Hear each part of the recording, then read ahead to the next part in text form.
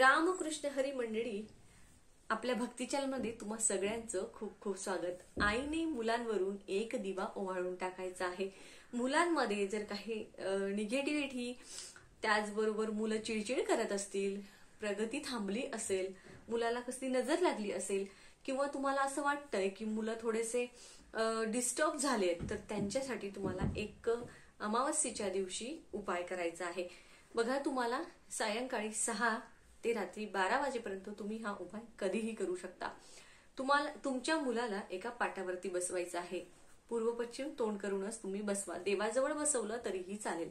आता बघा, तुम्हाला एक साध्या कणकेच्या पिठाचा एक दिवा बनवायचा आहे। त्या दिव्यामध्ये तुमच्या घरामध्ये तुम्ही पूजेसाठी जेही तेल वापरत असाल ते तेल तुम्हाला त्यामध्ये टाकायचं आहे। आणि आता बघा, त्या दिव्यामध्ये जी वात टाकायची आहे ती तुम्हाला काळ्या दोऱ्याची टाकायची आहे। जो कॉटनचा काळा दोरा असतो ना, जो आपण मुलांच्या हातामध्ये आणि पायामध्ये नजर लागू नये म्हणून जो काळा दोरा आपण वापरतो, त्याच काळ्या दोऱ्याची वात म्हणून तुम्हाला त्या दिव्यामध्ये लावायची आहे। आता त्या दिव्यामध्ये तुम्हाला तेल टाकल्यानंतर त्यामध्ये तुम्हाला 2 लाल मिरच्या टाकायच्या आहेत। 2 लाल मिरच्या टाकायच्या आहेत। त्याचबरोबर त्यामध्ये थोडीशी पिवळी मोहरी टाकायची आहे। मोहरी ही पिवळीच टाका। आपण जी जेवणामध्ये आपण जेवणामध्ये जी मोहरी वापरतो ती मोहरी त्यामध्ये टाकायची नाही, पिवळीच मोहरी टाकायची। पिवळी मोहरी कुठल्याही पूजा साहित्याच्या दुकानामध्ये तुम्हाला मिळून जाईल, ते फार अवघड नाहीये। त्यामुळे कणकेचा दिवा बनवायचा, त्यामध्ये काळ्या दोराची वात म्हणून लावायची, त्याचबरोबर त्यामध्ये 2 लाल मिरच्या टाकायच्या आणि पिवळी मोहरी टाकायची। आणि हा जो दिवा आहे तो आपल्या मुलाच्या पायापासून, डोक्यापासून पायापर्यंत अशा पद्धतीने तो दिवा प्रज्वलित करायचा। त्यानंतर तो डोक्यापासून पायापर्यंत असा 7 वेळा तुम्हाला उतरवायचा आहे। ओम श्री गुरुदेव दत्त, ओम श्री गुरुदेव दत्त असं म्हणत तुम्हाला तो दिवा उतरवायचा आहे।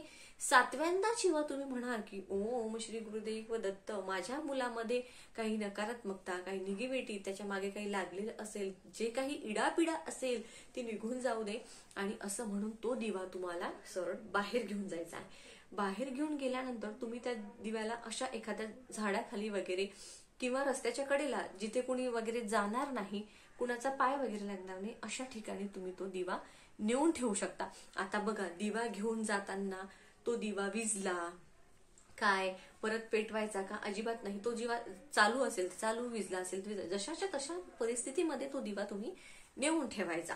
बघा, त्याचबरोबर जाताना कुणाशी बोलायचं नाही, येतानाही कुणाशी बोलायचं नाही। जातानाच म्हणजे ही क्रिया करण्याआधीच तुम्ही बाहेर एक मग्गा पाणी भरून ठेवायचं, जेणेकरून जेव्हा तुम्ही तो दिवा सोडून याल तेव्हा हातपाय धुवूनच घरात प्रवेश करायचा। घरात प्रवेश केल्यानंतर बाथरूम मध्ये जाऊन परत स्वच्छ एकदा हातपाय धुवायचे आणि आपल्या देवघरात येऊन महाराजांना नमस्कार करायचा आणि नंतर तुमच्या कामाला लागायचं।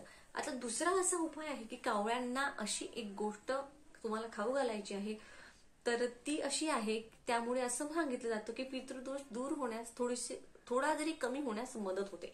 तर मी तुम्हाला याआधीही पितृदोषासाठी उपाय सांगितलेले आहे। अमावस्येच्या दिवशी काय उपाय करायचे पितृदोष निवारणासाठी, पितरांच्या शांतीसाठी, त्याचा व्हिडिओ सुद्धा मी अपलोड केलाय, ते तुम्ही बघू शकता। पण आणखी एक सांगते की बघा, तुम्ही या दिवशी म्हणजे अमावस्येच्या दिवशी तुम्ही 12 वाजेपर्यंत हा उपाय करू शकता, सकाळी 12 वाजेपर्यंत।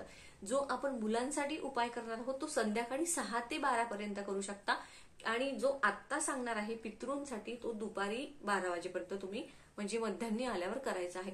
तर तुम्ही तांदळाची खीर बनवू शकता। 1 वाटी खीर तांदळाची तुम्ही कावळ्यांसाठी तुमच्या छतावर किंवा बाल्कनीमध्ये ठेवू शकता, किंवा जिथे कावळे येतील तिथे माहित असेल तिथे तुम्ही ठेवू शकता। आता बऱ्याच बाल्कनीत मध्ये येतात आणि टेरेसवर पण येत असतात, तर तुम्ही तिथे ठेवू शकता। त्याचबरोबर एक महत्वाची गोष्ट म्हणजे तुम्हाला कावळ्यांसाठी पाणी सुद्धा ठेवायचं आहे, आणि पाणी फक्त तसं ठेवायचं नाही, तर त्या पाण्यामध्ये तुम्हाला थोडीशी साखर ठेवायची आहे। म्हणजे गोड साखर टाकायची, म्हणजे एकदमच खूप सारी टाकायची असं मी म्हणत नाही, थोडीशी साखर टाकायची, आणि ते गोड पाणी जे आहे ते तुम्हाला कावळ्यांना पिण्यासाठी ठेवायचं आहे। दक्षिण दिशेला, दक्षिण साईडला तुम्ही ठेवा। बघा, पितरांना पितरांना नमस्कार करा आणि त्यांची तुमच्यावर कृपादृष्टी राहू द्या, त्यांचा आशीर्वाद तुम्हाला लाभू द्या, त्यांचं तुम्ही नमस्कार करा, त्यांची जेवढी तुम्हाला सेवा जमत असेल तेवढी म्हणा. नाही काही आलं तर ओम पितृदेवताय नमः तसा जप तुम्ही केला तरीही चालेल. पितृअष्टक अगदी सोपं आहे, ते तुम्ही म्हटलं तर अतिशय उत्तम राहील. बघा, पितरांच्या नावे दिवा लावायचा आहे, पितरांच्या नावे आपल्याला तांदुळावरती कापूर जाळायचा आहे. त्याचा एक सेपरेट व्हिडिओ मी टाकलेला आहे. तर त्याचबरोबर या अमावस्येला कोणते धनप्राप्तीसाठी आपल्याला उपाय करायचे आहेत ते सुद्धा आपण बघितलेलं आहे. तर अमावस्येच्या दिवशी माता लक्ष्मीला प्रसन्न करण्यासाठी, त्याचबरोबर आपल्या घराची, गाडीची, त्या मुलांची वाईट नजर उतरवण्यासाठी तो उतारा कसा काढायचा याचाही व्हिडिओ आपल्या चॅनलवरती आलेला आहे. तर या दिवशी आपल्याला हे सगळे उपायच करून चालत नाही, तर त्याबरोबर आपल्याला सेवा सुद्धा करायची असते. तर सेवा करायला विसरायचं नाही. भगवंताच्याच मर्जीने सगळं काही होत असतं. तर बघा, तुम्हाला ही माहिती कशी वाटली मला नक्की सांगा. रामकृष्ण हरी. जय श्रीराम. जय गजानन.